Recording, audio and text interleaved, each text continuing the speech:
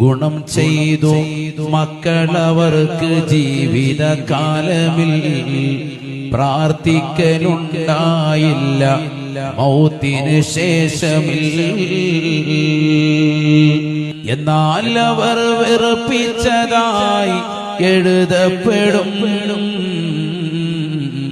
വെറുപ്പിച്ചവർ ഇതുകൊണ്ട് ഗുണവും നേടിടും. ജീവിച്ചിരിക്കുമ്പോൾ ഒരുപാട് കാര്യം ചെയ്തിട്ടുണ്ട്. അവരെ നോക്കി ഹോസ്പിറ്റലിൽ കൊണ്ട് അവിടെ കൊണ്ട് ഇവിടെ കൊണ്ടുപോയി എല്ലാം ചെയ്തു. മരിച്ചതിന് ശേഷം ഒരു പാത്തി പോലും ഓതുന്നതിന് സമയമില്ല.